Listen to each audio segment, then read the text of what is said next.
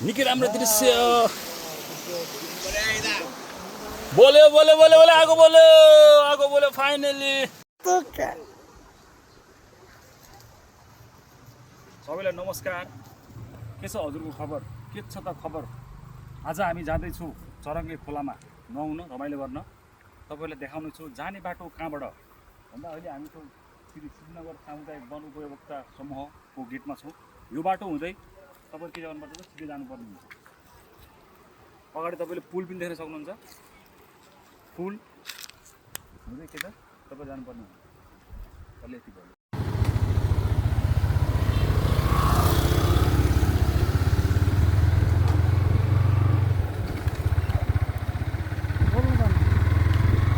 अब चाहिँ हामी फेरि यात्रा कन्टिन्यू जारी गरिरहेको छौँ यात्रा जारी छ यो बाटो तपाईँहरू सिधै जानुपर्ने हुन्छ र सिधै जाँदै जाँदै बाटो सम्बन्धित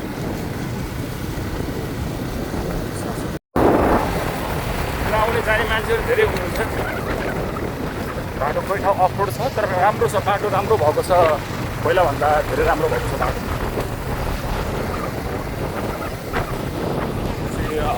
राम्रो भएको ठाउँ पहिलाभन्दा बाटो चाहिँ सुधार भइसकेको छ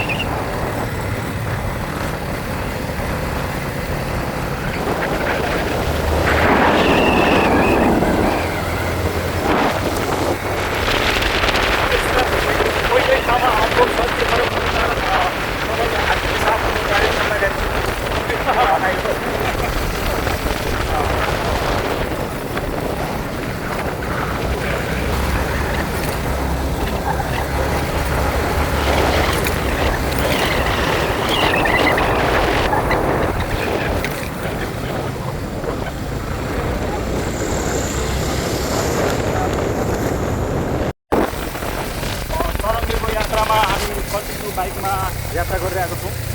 तपाईँहरू भित्र हिँड्दै अब चाहिँ हामी अफरोडतर्फ लागिरहेका छौँ अफरोड हल्का अफरोड छ हल्का पिच रोड छ त्यो फरक पर्दैन बाइक चाहिँ सेफ चलाउनु पर्ने हुन्छ बाटोमा आवत जावत गर्ने मान्छेहरू धेरै देखिन्छ रमाइलो छ तपाईँले आउनुहोस् यात्रा गर्नुहोस् रमाइलो गर्नुहोस्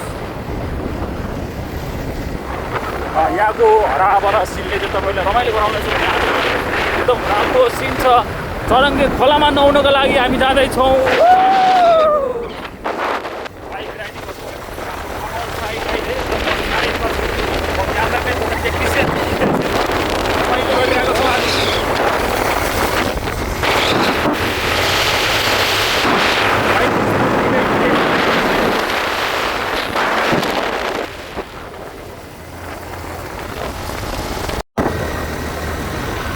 अगाडि पुल आउँछ त्यसपछि अगाडि निकै हराभरा छ जाँदैछौँ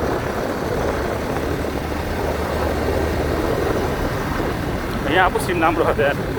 भिडियोहरू बनाउनु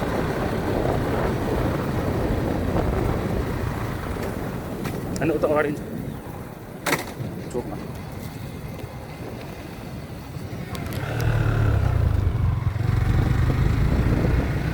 हराभरा देखिन्छ अहिले पानी परेर होला होइन पानी सिमसिम पानी परेर चाहिँ मौसम बादल फाटेको छ राम्रो भयो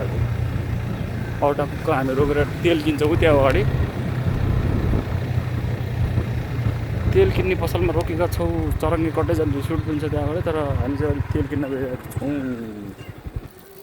अब चाहिँ हामी तेल किन्छौँ यहाँबाट तेल ल स्टार्ट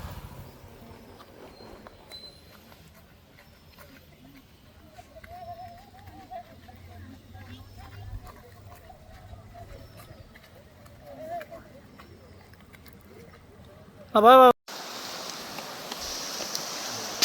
तेरीमा टोक्ने मैले दाउरा पनि ल्याउनु आगो पनि बोल्नु एकैसाथ अनि के गरेको हो तिमीले ओ माई गड आगो बाल्यो होला भनेको त बट 1 घन्टा भइसक्यो म दाउरा खोज्न गएको फेरि तेरी यार केटाहरूले आगो बाल्यो होला त्यहाँ भन्नु त्यहाँ देखाउन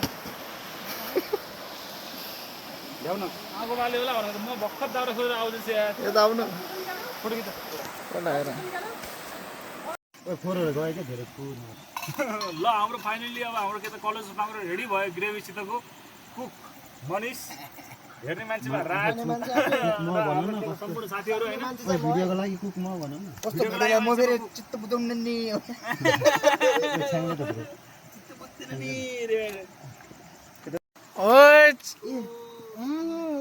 फोटो पनि एउटा